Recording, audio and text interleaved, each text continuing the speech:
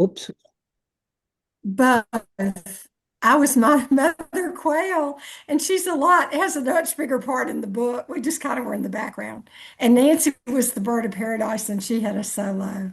All right, good. Alrighty, I am now recording, so just to go ahead and get us started. Hello and welcome back to Welty at Home, the slow reading virtual book club that alternates works by Eudora Welty with works by authors connected to Welty. Today we will begin exploring Eudora Welty's only children's novel, The Shoe Bird. In the coming weeks, we will also look at other writing by Welty relating to children's literature. My name is Anna Traylor. I'm the education specialist at Eudora Welty House and Garden, and we are so grateful to Suzanne Mars, Eudora's friend, biographer, and professor emerita of Millsaps College for guiding these discussions. First, just some quick housekeeping. To comment or ask a question, click the reactions button at the bottom of your screen and select raise hand. If you're on a tablet or a phone, you may have to tap the screen for this option to appear. A lively discussion often takes place in the chat as well, so be sure to glance over at that chat box every now and again. And with this series, I'll be collecting the weekly chat transcript to share at the end of our sessions. But if you'd like the copy before the series is complete, just send an email to info@eudoraweltyhouse.com. And with that, Suzanne, where shall we begin today's discussion? All right, well, let me begin by saying I'm certainly not an expert on the shoe bird.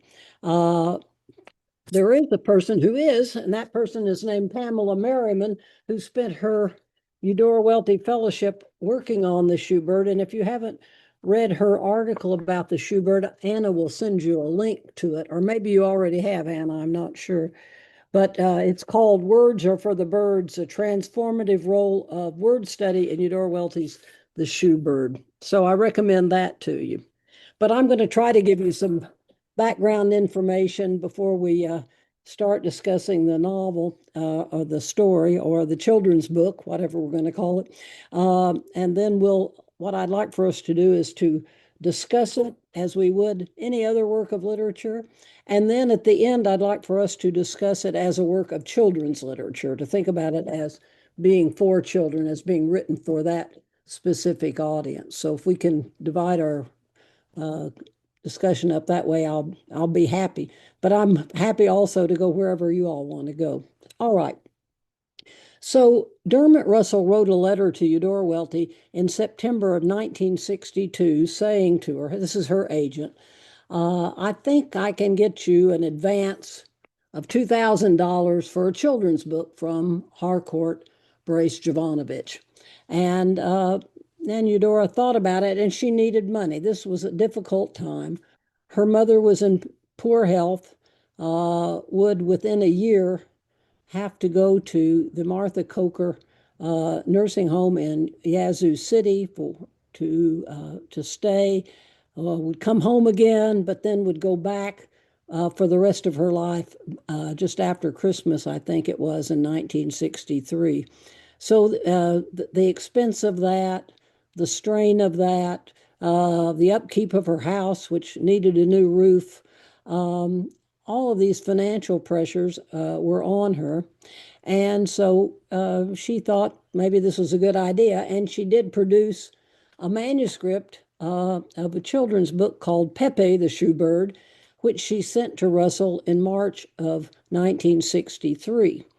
The children's editor at Harcourt was not smitten with the book and was a little horsey about it. And Russell went to work and put some pressure on Bill Jovanovich and had an offer from a magazine to take the story. And so Jovanovich didn't want to lose Eudora as a client of the publishing house. So he agreed for a $5,000 advance, and she got a contract. And she did finish the book and changed it um, substantially in the revision process, and those revisions are at the Department of Archives. And it was published in October of 1964. Pearl may help me out here, but it was not reviewed in too many places. It got a good review in the New York Times, which was mainly a summary of the story. It got a great review in the New Yorker, written by one Emily Maxwell, the wife of William Maxwell, Eudora's fiction editor at the New Yorker, and both the Maxwells were her great friends. And the book is dedicated to the two Maxwell daughters, who I think were then 8 and 10. So Emmy Maxwell liked the book and gave it a good review in the New Yorker, but it was mostly ignored. There just weren't that many reviews. Pearl, do you think of anything else we should say? I think Library Journal didn't like it. I think next week, Melissa is going to talk about the reception, so she'll go further there. And next week, I also thought I would talk a little bit about what books were winning the Newbery Awards and the Newbery Honors to consider within that particular genre. But you're right, because people weren't reviewing children's books that much anymore, although the books on the back of the list are pretty, on the back of the book, Yeah, pretty, jacket. yeah, book jacket are pretty phenomenal. I mean, we might know Half Magic by Edward Eger and Bedknob and Broomstick, which became the movie, Castaway and Lilliput. So, you know, I think we'll wait for Melissa to educate us about all of that next week. Now I'm looking at the back at the jacket of the original book, and those aren't there, of course. You must be looking at the reprint, right? The reprint, 1994. It has been recently reprinted, so if you've not been able to acquire a copy at your local bookstore or at your library and you would like to order one from our gift shop, please let us know. You can send us an email and then you'll pay by the phone. Just give us a call when we are open. So that might be the edition that we are looking at as the newest reprint. And Melissa, I'm going to shut up because I don't want to steal any thunder from you. Though just that brief note about reviews. Okay, let's start by discussing the book. And I thought we might start at the beginning, a very good place to start, as Julie Andrews might have sung. And that's this. There was a certain parrot named Arturo. He worked in a shoe store in the middle of a shopping center in a city in the middle of the USA. Although he had not been born there, the shoe store was his home. It was named the Friendly Shoe Store. Pretty aggressive start there by not denying a place. Okay, it was in the middle of the USA. No town is named. No state is named. It's in a shopping center. No shopping center is named. But we do get the Friendly Shoe Store. Why do you think Welty chose to open the book in this fashion? Any suggestions?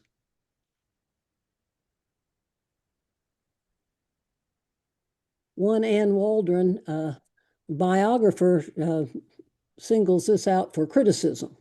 All right. Joe Ellen, what do you think?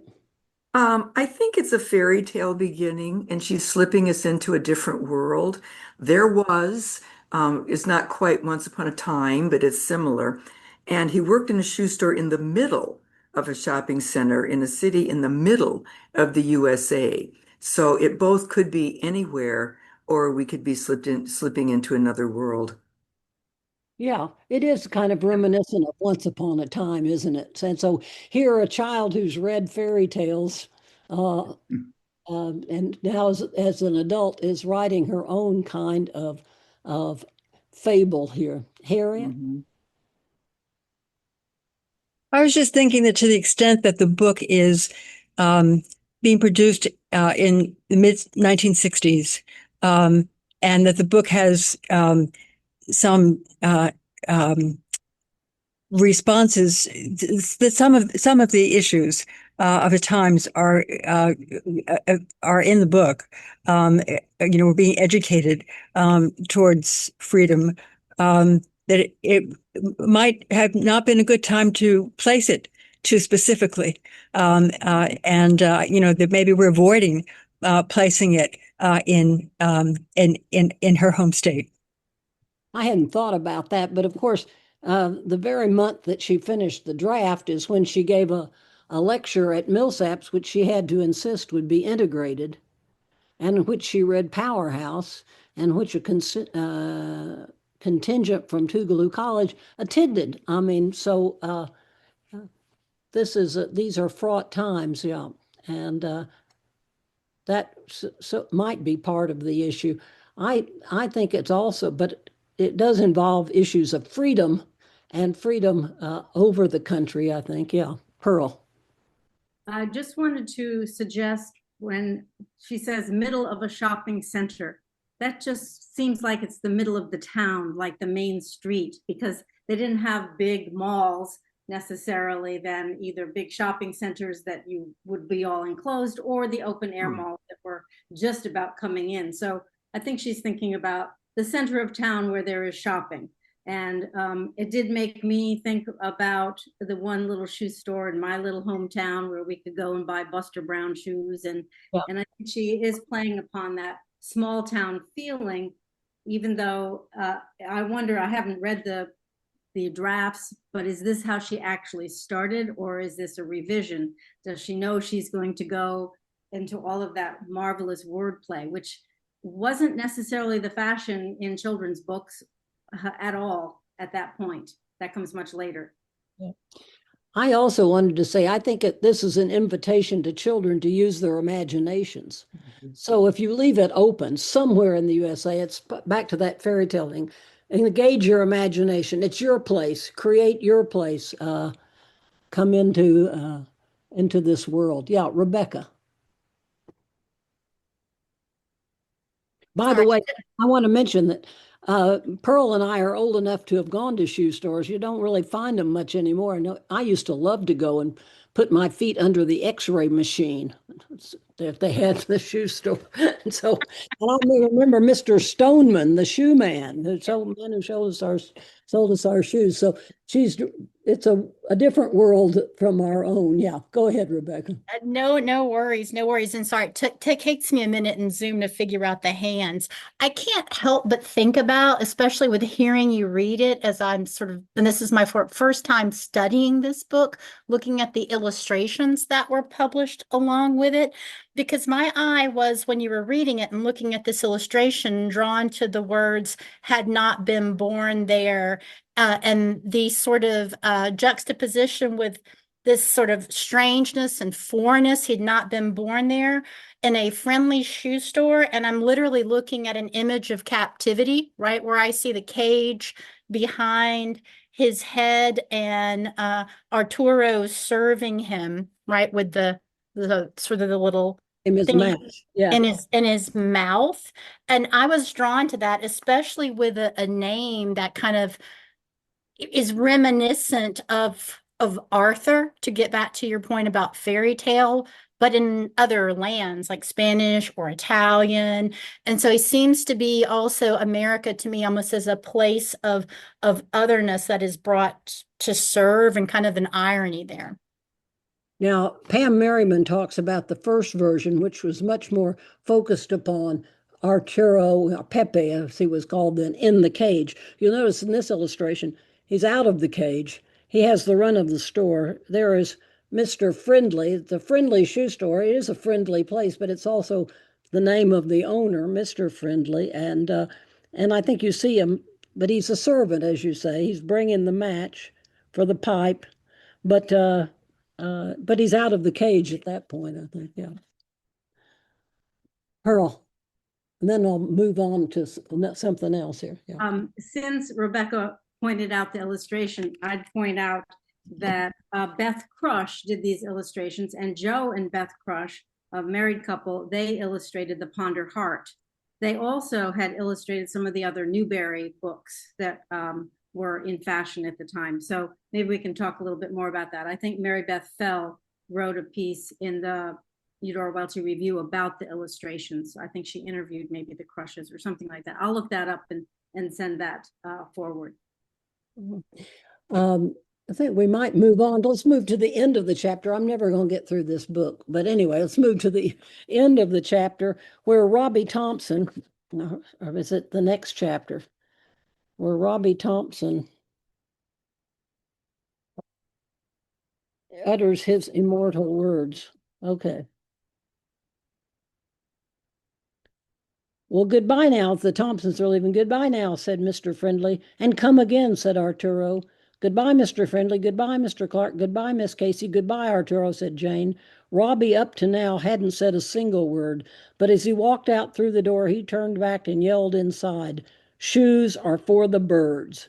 Robbie's mother bent down and said something into his ear, and they started for home rather quickly.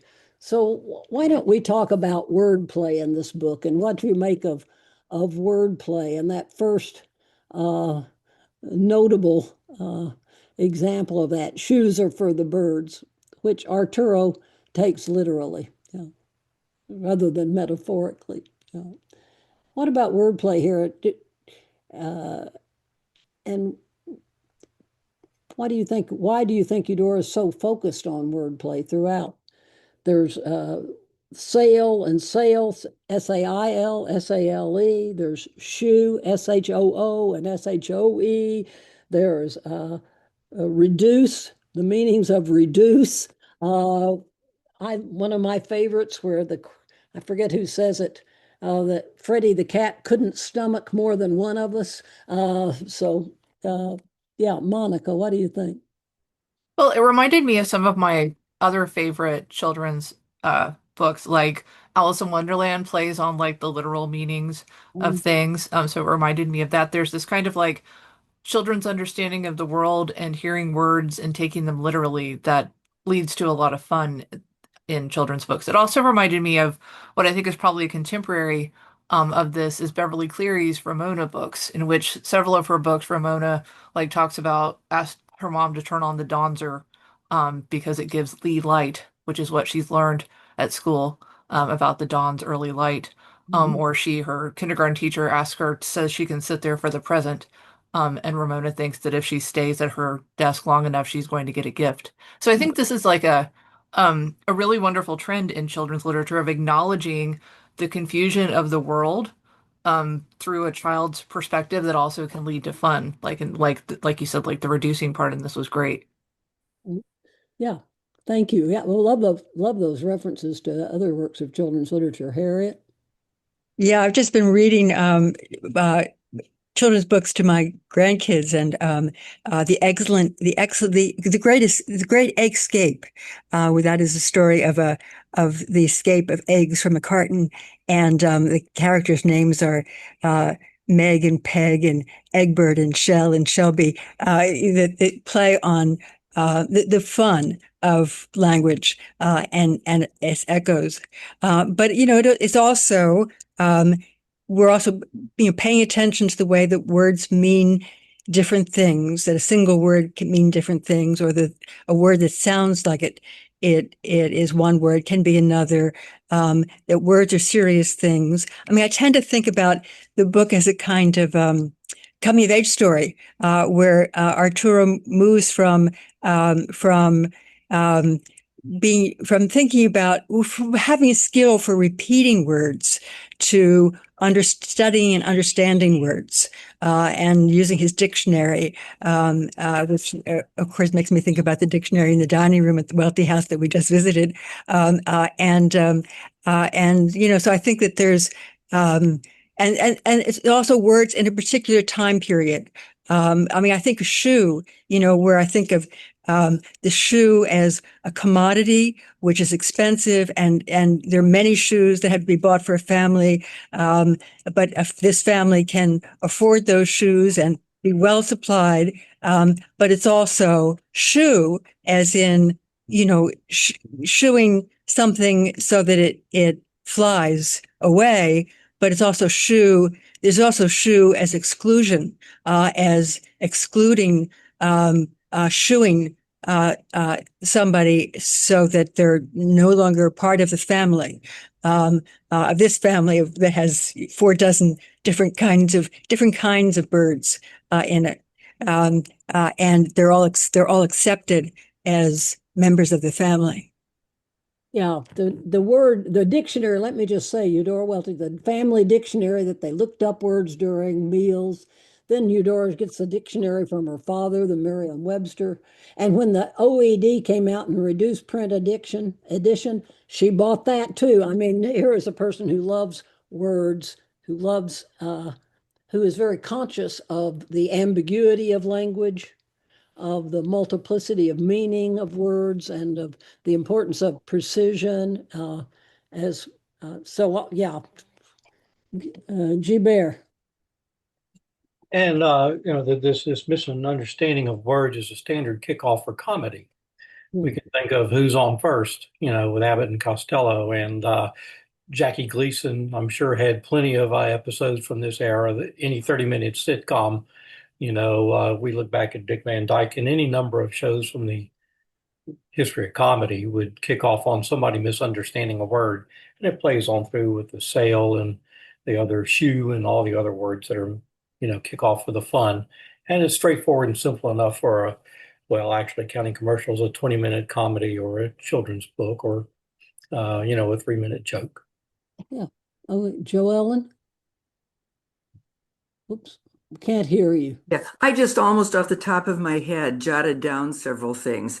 I mean, Welty is just having so much fun, from stereotypes like bird brain and silly goose, to alliteration, woeful words from the mourning dove, to the taciturn turn. There are just so many wonderful things, cliches, and the pigeonholes, Yeah. puns all over the place. But thematically, the parroting. I like the clay pigeon that goes Oh yeah, on. oh yeah, that too. But the parroting at the beginning, without thought, sets up that journey that Harriet mentioned, that Arturo goes on without leaving home. It's the value of learning the alphabet. We see what happens to Arturo when he's having to look words up fast, and he starts at the beginning to find West or something like that. So there's just a joyful introduction to language and its gymnastics. Yeah, thank you. Pearl. Martha mentioned Amelia Bedelia as a classic. You play on words, like steak the tomatoes, and so she hangs beef steaks from the tomatoes. But I also was going to say that later on, after the 60s, way into the 80s, then we have something wonderful like Lemony Snicket's A Series of Unfortunate Events. We have Roald Dahl, all these people, playing with words, which is both educational and it's humorous. And as Harriet pointed out, it's the way children learn to speak and laugh. And I love the reference to the silly goose. And the mocking mockingbird and the poor whippoorwill. And so I thought, Suzanne, you were going to talk about some of the games that Welty played and the puns and the limericks that she was writing, because this is just like how anybody could say no to this. Yeah. I don't think Jovanovich had a very good sense of humor. It's my ultimate comment. Yeah, she and her friends love playing word games, and that was always going on here. Yeah, Melissa and then Gilbert. I was just going to say that I appreciate how Welty doesn't write down to children in this book. She writes to them in a way that makes them feel part of the story and challenges them to be smart. I think a modern author who does that is Kate DiCamillo. I'm thinking of like Flora and Ulysses is a great book that also challenges young readers and doesn't write down to them. She also writes this book to be read with a parent. I think it's great reading for adults and children in that way. Yeah, Anna, who is a children's librarian, said to me earlier, and Anna, I should let you say this, that you think it's a book that should be read aloud. But Absolutely. So this was my first full Welty novel. I read short stories by Welty in high school and in college, but I was a children's librarian whenever I was applying to be the educator here. And I got up from my desk and picked up the Shoebird. And to me, like that opened up all of her humor. And as I was reading it, I was able to hear her voice, particularly the more I started working here, I can hear it in her voice. And it just means so much. When it's read aloud, you can put that emphasis on the right syllable to get the intended effect of the wordplay. And like there's so much rich wordplay to get. And children are so literal, so it's like we as adults can see the duplicity of meaning there, and help guide them to that point. And then they can read along with it too, you know.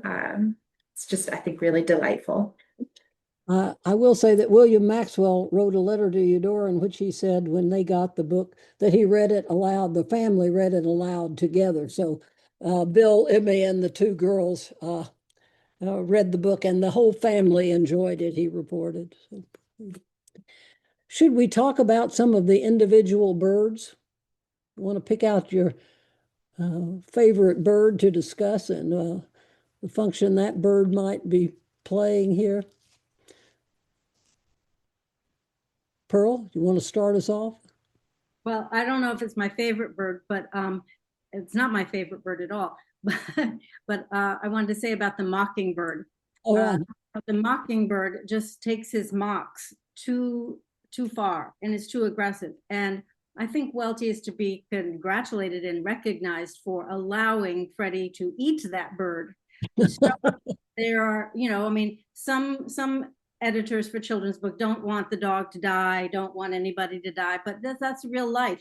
And so it shows the seriousness of this grown-up game that these birds are playing by wearing shoes, which are also fitting. But I don't care for mockingbirds either because they're very aggressive. And so I was okay that Freddie ate that bird.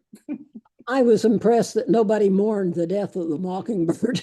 They were happy about him being gone. Yeah. Harriet. Mock too many.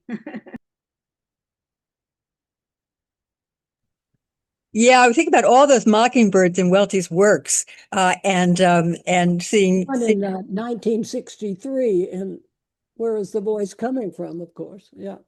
yeah, there's a study there, but I can't help but saying that my favorite bird is the dodo because Welty's nickname in the family was Dodo, and dodo is extinct because of she's lost her curiosity. Her species, her family has lost its curiosity and wings, but she can speak to the importance of love and memory. And I come for love, which makes me wonder wasn't this book written for the nieces in some way? I mean, what's the story there? Suzanne? The nieces called her Dodo, but I was out walking with Mary Alice only this morning, and so I was asking her about, she was a junior in high school when this book was published, and her sister would have been probably a freshman in college. So the book, they were past, I think, reading the book, but the name Dodo was a family name for her because her nieces, Elizabeth, had trouble pronouncing Eudora, and they afterwards called her Dodo, and her friends called her Dodo at that time. So clearly she's written herself into the book. And I did want to read that passage on page 52 where the Dodo appears. And they said, the birds ask her, did you come for your shoes? And she says, not I, said the dodo. No, indeed. I didn't come this long, long way to get shoes on my feet. What did you come for? They all asked then. Tell us. I came for love, the dodo replied, and to find that I'm remembered. So you may lose your wings and lose your curiosity, and still after 1,000 years keep the hope of your love of your friends, asked the owl. I have what's more precious to a dodo than hope. I have memory, she said. I came for love because I remember so well what love is. And of course, the keys of love and memory in all of Welty's fiction being emphasized here with the dodo. But I like curiosity too. There never was a more person with a more lively curiosity about the world than Eudora Welty, who is interested in all kinds of things, and so the curiosity is the important, and the link of curiosity to imagination as well. I think, yeah. Jo Ellen, and then Mary. I just wanted to make a quick comment about the fact that I agree Welty does not talk down to kids, but as in much children's literature, there are little lessons along the way. And it's right at the beginning of chapter 2 when the pigeon seems oddly chosen to be the one questioning. Who told you? Who told the parrot? Because the pigeon heard a dozen things every day that later turned out to be rumor, gossip, or wrong information. The goose says the parrot told her. He said the pigeon dismisses him. He never says anything for himself. He only repeats what somebody else told him. She doesn't use the word parrot's parrot, but she's kind of guiding kids even into that vocabulary. I think it's great. Yeah, and we can talk about Arturo too, and the transformation in Arturo over the course of the book. Mary. So I couldn't pass this part of the discussion without mentioning the 12 wired bird. Okay. Had to look it up, and it was just amazing. And it also reminded me when I was a child, we had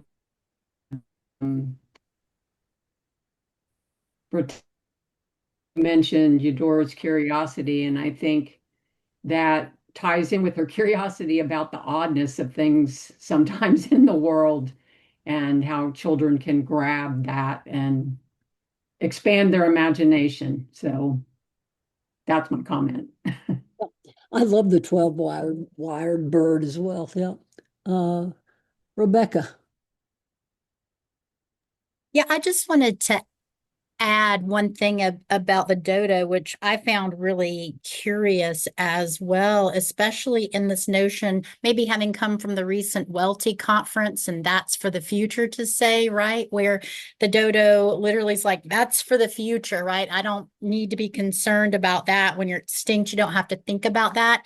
And this is insistence of this sort of image that wants to be that hourglass that's right side up always. Right? Because they say, well, we can just flip you over. Like, no, I just want to be the right side up hourglass, and sort of that resistance to the future. Because it's interesting then when you get to the bottom of that next page where you were reading, Suzanne, the bottom of 53, because even when we have this play with, of course, the dodo, it's ultimately the dodo. And I found this curious and wanted to ask you here.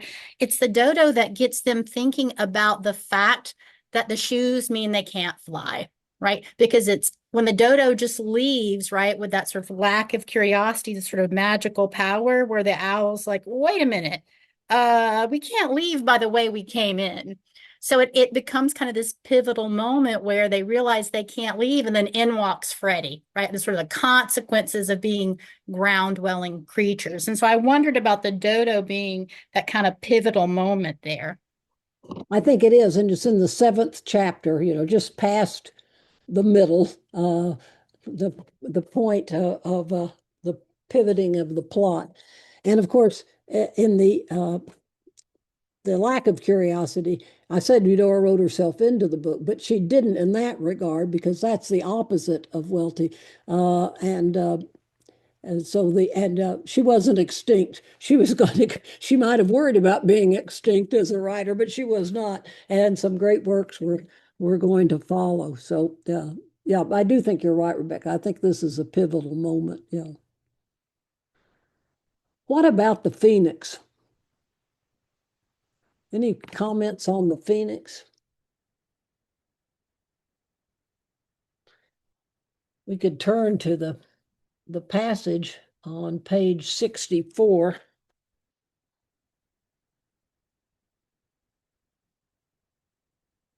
I love the illustration. Yeah.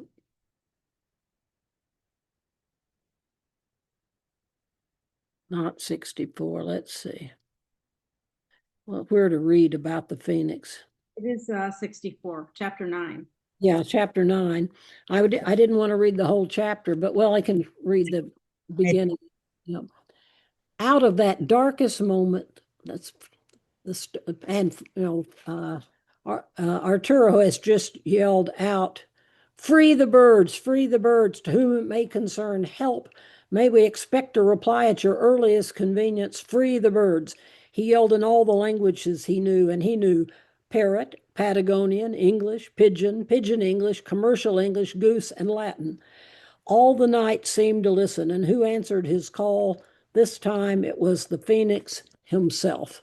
And here comes the phoenix down through the sky in his red plumes. Now he was lowering himself toward them on two powerful, gently moving wings, his eyes sparkling like rubies from his trip.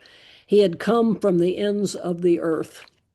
So, what about the phoenix and the role of the phoenix here? Oh, I mean, it's impossible not to think back to Phoenix Jackson, an earlier Phoenix in Welty's fiction. But here we have the Phoenix as the bird. You know. Any comments on the Phoenix? Joe Ellen? I was just going to note, we're kind of in chapter 9, we're moved in gradually to the seriousness of this chapter. There's a kind of joke, he came from the ends of the earth, which is used casually most of the time, but he literally does, supposedly. You are all on the wrong track, which is something you're on if you're wearing shoes. The mockingbird says, bring the phoenix a Kleenex. And have you ever seen a cat scat, the mockingbird? So he's taking in the situation. And the peacock says, how do we look? And the phoenix says, you bring the tears to my eyes. So that's a really wonderful way of beginning. And just on the next page, on 66, he's telling them, I know more than all of you, more than the dodo, though she retains a remarkable memory. I know more about one thing. I know what my gift is. So we're transitioned into that moment when the phoenix just takes off with it. And when he says to them later on, these shoes have cost you too much. Harriet. Yeah. Yeah, I was going to talk about the gifts too. I mean, I think that that we're the book has set up shoes, a commodity, desire for possession versus or obscuring the gift, and that they have lost track of the fact that they have wings, and that wings are better than shoes, and so knowing your gift, not being distracted by commodity possession, American values of a certain kind, and um, and there was something else I was going to say about this, but I've forgotten. So maybe I'll raise my hand again. All right. Monica. Well, this is the part I think that would be the fun part to talk about with children. Because first the Phoenix says, I know what my gift is. And then on the next page is where the Phoenix says, you have all given up more than you seem to know. Glory is a good word for it, but it's a practical glory. Don't stop to look practical up now. You'll understand it as we go along, she said to Arturo. He added to Arturo. This would be the part where I stop and be like, okay, so what is your gift? And what have you given up for, and this would be the really fun part, I think, to talk about with kids. Yeah. And freedom, wings and freedom. And this is a particularly, as you say, a resonant moment in American history to be talking about freedom. Yeah. Pearl. On the next page on 68, the Phoenix gives her his second lesson. How did you get here? The Phoenix softly said, in your own questions lie the answers. And that's also going to be key. So, and they recall that particular lesson a little bit further on. And I also love on that page how the Phoenix rises up and glowing like a comet, he wound his way 2 or 3 times around the earth and slowly receded from view. A bird can be too bright, said the peacock. who had seldom been so completely put into the shade. Yeah. You know, like shade, it has multiple meanings there too. I just love the peacock being put into the shade. Yeah, in your questions lie the answers. So you need to find the answer for yourself, to think independently, to be true to yourself. Yeah, G Bear. I think you said what I was going to say. It seems to be the Phoenix is making a call to be true to your own nature and not to some false, inappropriate, incorrect, assumed nature, perhaps. Yeah. Harriet? Yeah, I'm thinking about the way in which this um, hmm, um, this particular uh, gift is, well, the problem that they're facing is one to which there's a simple solution. Um, it's to take off the shoes. And I'm just thinking about the times and thinking about um, the idea that there's a simple solution to what Welty called the the Mississippi Troubles. Um, and it's not evident. Um, and here it becomes evident. We can just take off these shoes. Um, uh, and um, and and that this chapter is going to lead to um, that discovery, but also taking a vote on it. Everybody's going to have a say, and there's going to be, and the importance of their vote um, is somehow in this recognition of the importance of the gift. Yeah. So, what else do we want to say about the birds? Anything else about the birds? Suzanne, can I ask you one quick question? And apologies for not raising my hand. I can't always find it on my end. Rebecca, now I see you. Okay. I wondered about that illustration on page 72 in response to, your what about the other birds? Because it's it was different to me. We have all these sort of lovely illustrations that are pretty typical of the kind of books at the time. And I'm talking about this one here with the musical note. So, that was added to the book published in 1994. It was not in the original publication because Eudora had intended it to be there, but it had inadvertently been cut. So, I don't have. I'm looking at the original one, but go ahead and talk about it, Rebecca, because I haven't even thought about that. Yeah, I just wondered. I wasn't sure. It looks so different since this is my first time studying this book. It looks so different. I wondered if this was if this was still an illustration by the illustrator, or if that was Eudora's. It's Eudora's. It's not by the illustrator. Okay. Okay, and then if you knew anything about the intent there, because it was just striking, looking at this book over the weekend and it coming out of the blue is this kind of representation of the bird's vocality, but at the same time in the traditional grammar of music. It's the bird's song, isn't it? It's the bird's song. But I'll get my other copy and look. And next time I'll have something to say, but I don't have something, but somebody else might have. Kathy, did you want to say something about that, or Laura? Or what? Kathy, go first.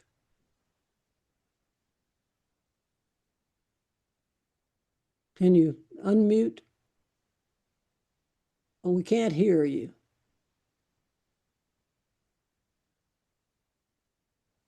Laura, why don't we take, oh, there Kathy is. I still can't hear you. Hear you, yeah. Now. Looks like you're unmuted, Kathy, but we're still not receiving audio. We'll try Laura and we'll come back. Look down at the audio. We got you, Laura. Okay. Well, you asked about the birds, and I was really struck on page 75 by the parenthetical comments about birds not laughing. Yeah. That for birds never laugh and never will laugh. And I guess I don't know. I guess that really jumped out to me because I wasn't sure what to do with that. I mean, one, I can't imagine birds not laughing, I guess. And I think I just was wondering about those parentheses and how everyone else was reading that sort of aside. This is on 70 75. at the Mm-hmm. top. At I the think, bottom, yeah. Oh, I think the birds have been sort of, Yeah. Go and ahead. that this is to the extent that we're looking at a community that's like the community we're living in and living through. They don't have a sense of humor and they're a little stupid. And they're gonna improve. But I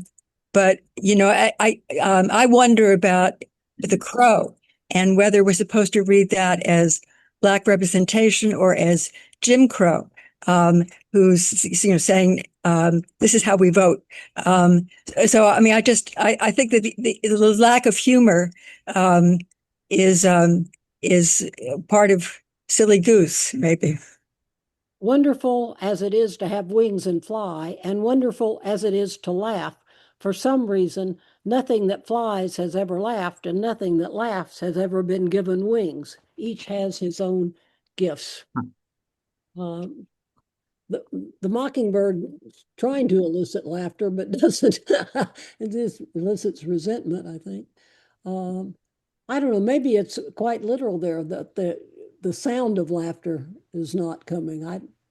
I'm not sure, Laura. Joellen and then Kathy. that does seem quite a narrative intrusion, and I think it's the only time it happens. But I wanted to link, I'm glad Harriet mentioned Jim Crow because this section on voting is especially interesting, especially in light of 1964 and what was going on. We have a secretary bird. We go through the procedures. I think that's on page, where is that? Oh, page 72, about two-thirds of the way down. The secretary bird says, is getting a headache. If you want me to keep count, would you mind voting one at a time and not more often than 3 times a piece? I mean, that could prompt the conversation that Monica was talking about. But later we learn about absentee ballots. We learn when an appropriate time to use the dictionary is on 76 middle, when unanimous has to be defined. That's good time to use a dictionary.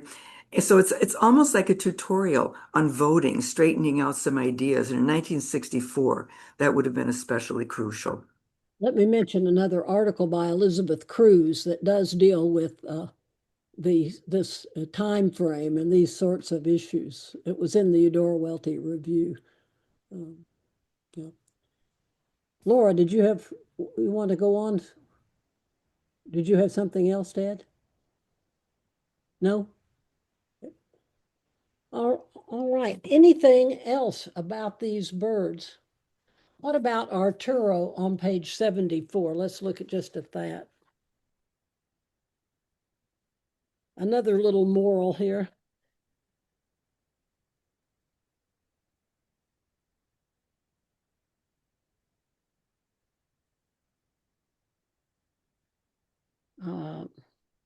I'm looking for, I may have the wrong page. I'm looking for the place where Arturo says he's not going to just repeat things anymore. He's going to think about them before repeating them.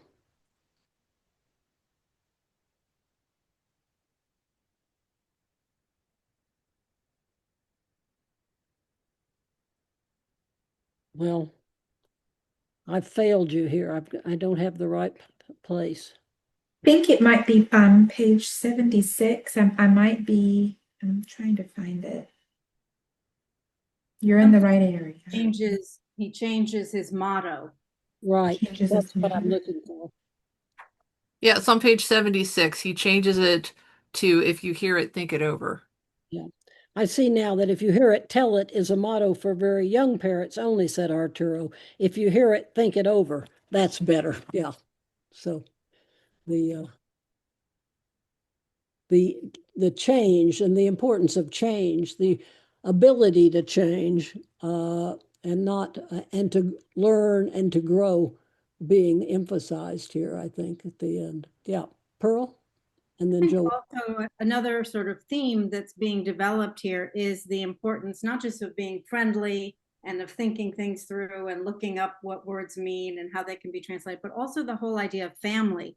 I mean, we have that beautiful little quail family, but they play the parts of Mr. Friendly, Arturo does, and of Mr. Clark, and then when you bring it together back at the end with the humans of the store, how they all realize that they are like family also. And Mr. Clark and the secretary, I can't think of her name, they get married, and Arturo gets a vacation to go home to his mother. So this idea of family and how you learn together, although Mrs. Quayle says, well, they didn't learn anything here. And maybe that's a comment on education overall. But anyway, that emphasis on family I thought was important. Yeah, thank you. Joe Ellen. Nope. I called on you and you weren't trying to be called on. I'm sorry. Let's turn our topic to one considering how effective this is as a children's book. So I think we've had quite a few comments about that already, but maybe we can talk about it here now and dedicate a few minutes to that. And Melissa, can I find you? Are you still with us? Did you want to say something about that? There you are. In terms of how it was received as a children's book, I or think it is an effective piece of children's literature. while I was reading it this time, I was thinking about sort of devices of children's literature that are familiar to me when I'm reading this, like the telephone game. My family loved to play that game. Or I was thinking also of there's a Little Bear book, if you're familiar with that series, called Father Bear Comes Home. And Little Bear imagines that his father's going to bring him a mermaid from his fishing trip. And he passes that news along to like a duck and several little animals along the way. Um, and it just sort of that repetition reminded me a lot of other books I've read, how children connect with stories with repeated things like when a new bird comes to the store, we're here for a family reunion. We're here for, they give a little list of why the birds are there. Mhm. There are other things I was thinking about, but I think when I've in the newspaper, which I'm I'm excited to share what I have uncovered next week. It's a lot. I think you guys will be excited to see. Um, but the book is often talked about as a fantasy, which I understand and think about. But I also think about sort of the magical realism in this book, where words are used as incantations. Like reduce is not just understanding that word; it's also put into action. That's how the shoes get small, and especially those areas in the book. I imagine young readers you have to pause even as an adult to understand what's happening in those sentences. And so I can see why reviews of this book have been mixed, because I think those sentences in particular, I had to go back and read and be like, oh, how did that word change the shoes? You have to read them slowly. Um, so I think, yeah, those are sort of my initial thoughts about it. But the book, I think, spread farther than we realize after I've been in the newspapers a little bit. So I'm excited to share more of that next week. Monica. Well, something that I've been pondering that I just noticed at the very end. So, right, I love in children's books revisiting them and seeing what's going on with the grown-ups. Like if you revisit Judy Blume's young adult novels, there's a whole world of grown-up stuff happening there that I find fascinating. But here, I think Pearl mentioned that Miss Casey ends up marrying Mr. Clark. And we have the family too, and the mother was really into those gold slippers.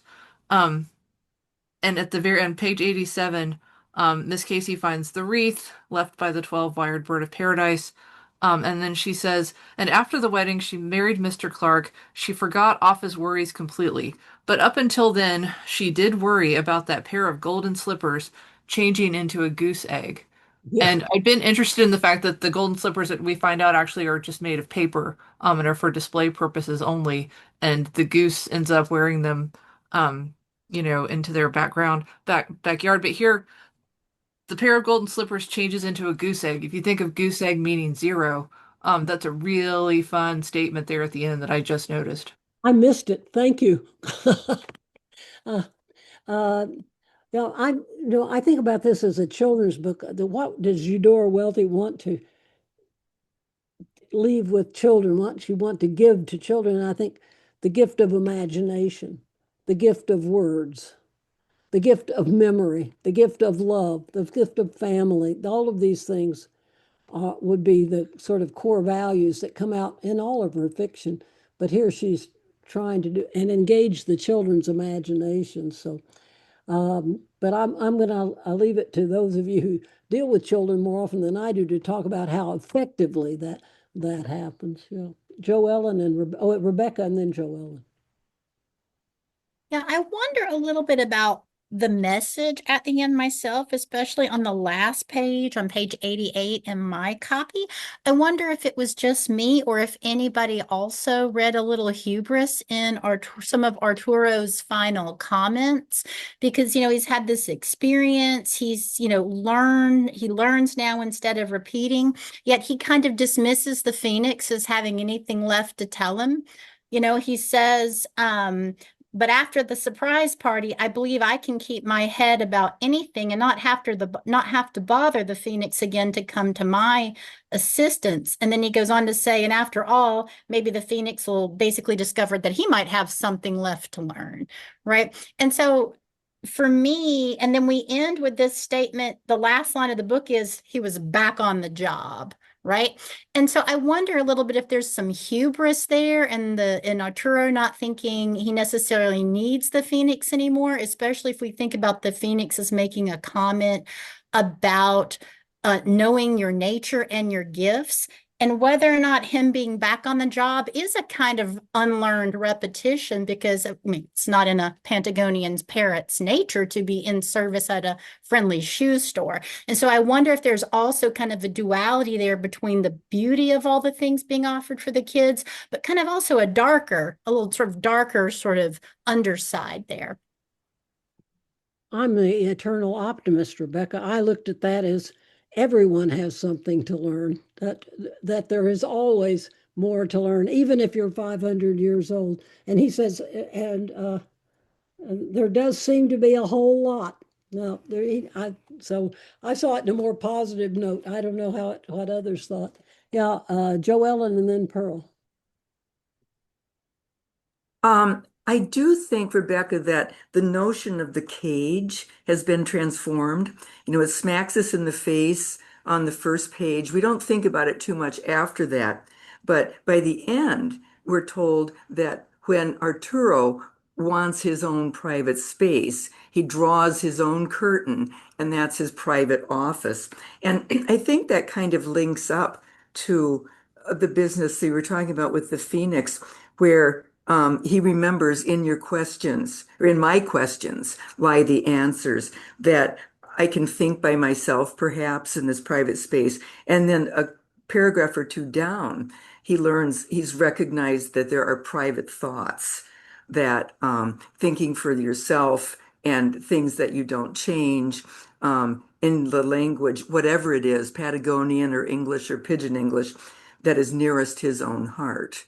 So I think that really pulls some things together for me.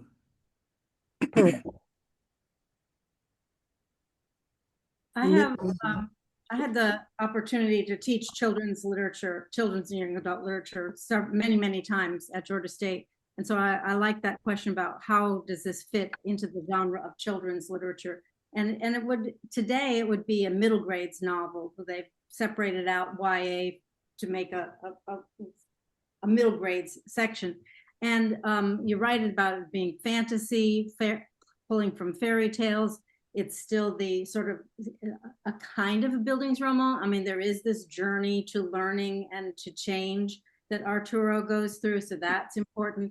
It plays upon the whole Aesop's fable and anthropomorphism using animals, or in this case, birds, specific, and a cat, to be able to teach these particular lessons. So we have all of those different kinds of things. But I did think when I first started reading it, I'm also involved in reading the 100 now 5 Newbery Awards, starting with the first one in 1922. So I've got all those in my head. But I think it's very difficult to get into. You have to want to enjoy this and be able to be patient enough to learn and to enjoy all of that wordplay.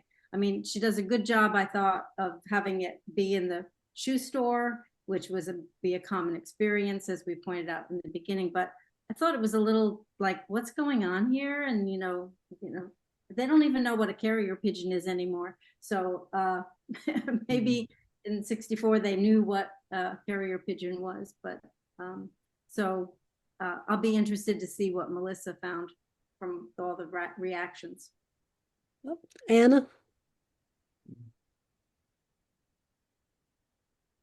You're muted, Anna. Yes, thank you. So just a really quick comment. We are at 1 o'clock, so it is time to begin wrapping up. But I would love to circle back to what Rebecca said about like the hubris that Arturo has. One of the things that Rachel, who's one of the other staff members here at Welty, and I talk often about, is like when you begin learning something, like at first you feel like you don't know anything, and then as soon as you start learning something, you feel like you know everything. And then the more you learn, you realize you'll always have more to learn. So he's kind of at that like uptick right there before going down. And I think that that's super visually apparent in this phoenix, like the cycle of the phoenix. You always feeling like you've got more to learn, not quite knowing enough, and then you know everything, and then back over again. But yeah, that's kind of what I felt about that moment. Are there more comments? This overconfidence Rebecca is describing is very typical of the teenager, right? Yeah. So, Joellen, last. Just very briefly, no one has said the goose that lays the golden egg. Gloria lays a plain egg, of course, a very nice egg with an F on it. But that just, we've talked about how Welty teaches children, exercises their imaginations. And I can imagine some kid saying, but the goose lays the golden egg or whatever. And I can't even remember all of the story that's in or how that might echo. But anyway, I love it. I like throwing good sparrows after bad too. But anyway, okay. Oh, yeah. Harriet? Yeah, I was just thinking about another topic, which is I'm thinking about this as Eudora's pot boiler. It's a moment where she's struggling to finish losing battles. She's not finished. She's struggling to pay for the house and her mom. She's and I'm just thinking about it, across to Faulkner and Sanctuary as his pot boiler. This is a very different strategy for making some quick cash, and it just seems to me that some of the issues of money and the cost of the shoes and the idea of commodity versus the gift are built into the story itself. But I couldn't help thinking across to Faulkner and thinking how different a strategy this is. Well, we'll think across to Faulkner, and then we'll think forward to Melissa's going to talk next time about the reception of the shoe bird, and then we're going to have Sam Jones with us to talk about transforming the shoe bird into a choral piece, and then we'll talk about other works by Welty about children's literature. So we've got a lot ahead of us. Anna, you want to close us down here? Yes, I'd love to. Thank you guys all so much for joining us. Again, if you have not been able to access the Shoebird, it is for sale in our gift shop. You can just send us an email or give us a phone call during our open hours. I've been hearing that the newsletters have been going to some people's spam folders. So be sure to check your junk, just in case the Zoom links get sent to your junk in the coming weeks. If you guys need anything, let me know. Thank you guys so much. Thank you.